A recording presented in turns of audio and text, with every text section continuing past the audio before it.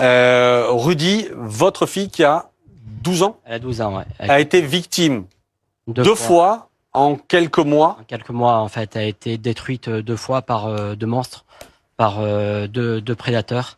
En fait, monsieur le ministre, je vous explique. Il y a un an environ de ça, il y a un papa d'une ex-copine, parce que ma fille, elle avait rencontré une copine, et elle lui avait demandé son numéro de téléphone.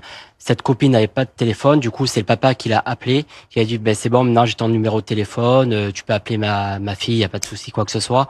Au bout de 2 jours, ben on le sait, que ce soit tout ce qui est prédateur, tout ce qui est prédateurs pédophiles, ils manipulent vraiment bien l'enfant, et petit à petit il a dit qu'elle était belle, qu'elle était mignonne, qu'elle était quoi que ce soit, et au bout d'une semaine il a envoyé des photos de lui à poil, nu, de son sexe, de tout ça quoi. Ça a été assez difficile, et ma fille a tout caché. C'est pas sur les réseaux, c'est pas quoi que ce soit, c'était le parent d'une ex-copine en fait. Et nous on l'a remarqué, et heureusement parce qu'à ce moment-là il était parti devant le collège. Il lui avait dit qu'il allait faire une soirée pyjama comme la petite Liana, c'est pour ça que ça me marque énormément. Et il a dit il faut trouver un subterfuge par rapport à tes parents, faire une soirée pyjama, et comme ça je couche avec toi. Cet homme-là a des enfants. Cet homme-là a une femme qui est psychologue, enseignement à la police judiciaire, quand l'affaire s'est passée. Il a été condamné, lui? Du coup, il a été condamné. Il a été condamné à du sursis. Il n'a rien eu. C'est pas fini. Il y a 4 mois. Il y a 4 mois de ça, ma fille, elle sort du collège à 10 heures. Donc, je me demande s'il y a un réseau ou quoi que ce soit derrière. Quelqu'un qui le pousse, qui le pousse dans la voiture. Il a 38 ans. Ma fille a 12 ans, maintenant elle a 13 ans. Il a ramené, j'habite Gap, il a ramené en montagne, et elle s'est faite cette fois-ci violer, et pénétration vaginale. Moi, malheureusement, j'étais à Paris, j'étais en convention séminaire avec mon travail ici. Ma femme qui m'appelle, qui me dit que ma fille a été violée. J'y croyais pas une seconde. Elle a ramené à l'hôpital. Du coup, ma femme l'a vu par rapport à Family Link, c'est une application exprès pour contrôler les enfants où ils sont. On a remarqué qu'elle était bizarre, qu'elle était montée, descendue. Du coup, elle a interpellé le collège. Le collège qui savait pas trop ce qui s'était passé. Et du coup, ma fille, elle est sortie du collège. Ma femme l'a ramenée directement à l'hôpital. Elle avait des bleus de partout.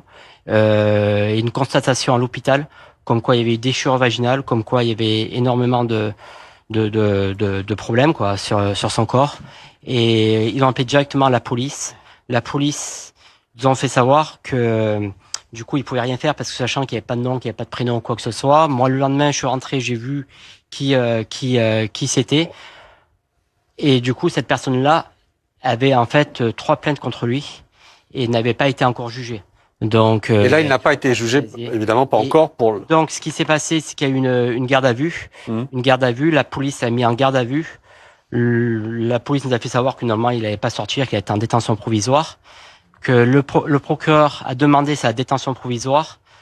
Le président a demandé sa détention provisoire. Et qui c'est qui décide derrière? C'est le JLD. Le JLD, c'est le juge des libertés de détention, qui a jugé comme quoi il n'était pas dangereux. Donc, ce monsieur-là, il est dehors. Ma fille, tous les soirs, elle pleure. Tous les soirs. Ce matin, je suis parti à 4 heures du matin de Gap. Elle m'a dit, mais qu'est-ce que tu fais? Qu'est-ce que tu fais, papa? Elle arrêtait pas de pleurer. J'ai dit, mais je pars, t'inquiète pas, je vais revenir, tout ça. Elle pleure tous les soirs. Ma fille, c'est pareil. Ma femme, elle pleure. Mon fils, il pleure aussi. C'est très difficile. Ces notes ont chuté à l'école. Même la proviseure m'a demandé, mais pourquoi elles ont chuté, ces notes? Mais parce qu'elle s'est faite violer, en fait. Donc, il va être jugé. Et du coup, il n'y a pas de mesure d'éloignement. On ne sait même pas quand est-ce qu'il va être jugé. Il est sous contrôle judiciaire libre. Donc, ce qui se passe, c'est qu'il habite à 3 kilomètres de chez moi. Ce monsieur-là, il tourne autour du collège. Il est encore sur Snapchat. Je l'ai vu. Il est de partout. J'ai demandé à la police. La police, ils m'ont dit, mais monsieur, on ne peut rien faire. C'est le JLD qui a décidé ça. Le juge des libertés de détention qui a décidé ça. On ne peut rien faire. J'ai demandé à mon avocate. Mon avocate, elle m'a dit, ça va être extrêmement long. Ça va prendre des années, monsieur. Qu'est-ce que je fais? Moi, qu'est-ce que je fais? J'y vais, je le tue. C'est pas possible. Je crois que monsieur Darmanin, je crois que la justice est un peu molle sur ce coup-là. C'est compliqué pour moi, parce que je me dis, c'est soit je le tue et tous ces gens-là, ils vont le faire.